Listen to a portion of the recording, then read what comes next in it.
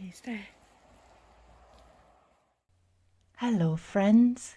It's Rooks, the artist. This week I had a privilege to meet the prettiest moth that has ever adorned my electric pylon. Please meet the European death head. Oh, isn't he gorgeous? He's got that Dark Empire's civil servant mask printed on his back. I simply must paint him. Choosing medium was easy. I'm going to use watercolor, ink, and Sharpie. But the difficult part is convincing Dorian to get off the table, as the British folk song. For he has 10 beaten swords and I not a pocket knife. Oh no. Gently nuzzling him with paintbrush didn't work, so I ended up using holy water. And it worked. Lately I've been skipping the sketching and drafting stage, but today I felt like being an adult. So I did some squiggly draft before placing colours in a less random fashion. And putting too much of it now, I'm having to dub it off. I want his face to be fairly pale, but not in a sort of healthy, rosy. I always wear my sunscreen and eat clean way, more like, God, I'm nocturnal. I don't really get to see the sun way. Oh, he's giving Ron Weasley vibe. And I must change that at once. Oh, by the way, this is me painting in real speed. Lots of hesitation. Lots of mistakes. You might be able to see some faint lines of my draft. Some choose to control their image in a much more precise way, and there's a lot to be said for that. For 2 reasons that I'm gonna keep it to myself. I don't bother doing that, unless I'm doing botanical illustration. Okay, it's time to define the facial features.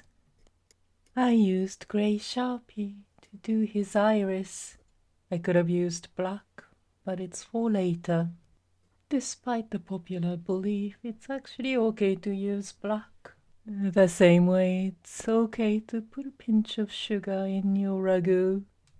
He was looking a little too glum even for my liking, so I decided to give him a smile. Now he's giving out "we need to talk about Kevin" vibe, which is not what I want for this particular painting, so I'm gonna soften his look by giving him the honest man's eyebrow and dark pupils. You may ask, what the hell are the honest man's eyebrows? And how come the dark pupil equals softening of the looks? You've got a point. I haven't got a clue, so I'll fully take it back. But I has successfully taken attention away from his menacing smile. Now moving on to doing his body. I'm just using black meat. I abide by civil and federal laws, but not necessarily art laws. Ooh, now he's giving out "no country for old men" vibe, which is not a bad thing. Not a bad thing at all.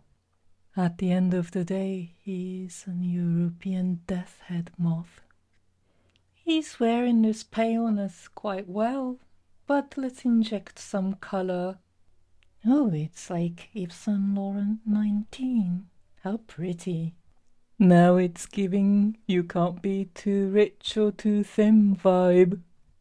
Utter codswallop. You can definitely be too thin. You could die, and people certainly do. And you can be too rich too. Now, being too rich is less obvious, but there is definitely such thing.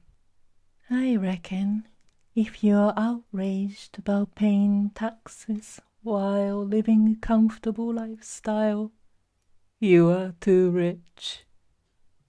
My moth boy here is neither too rich nor too thin. Now he's done. I'm gonna go show him to my animals. What is it? Okay, it's a death's head moth. Yeah. Very nice, handsome. Well, not coerced at all.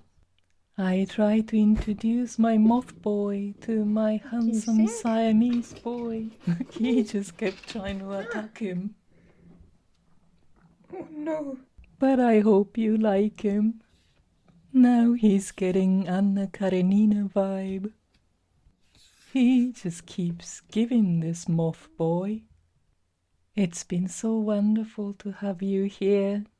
If you can, please come back next week too, for more nature-inspired art.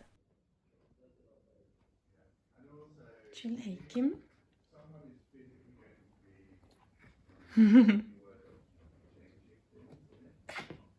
Oh.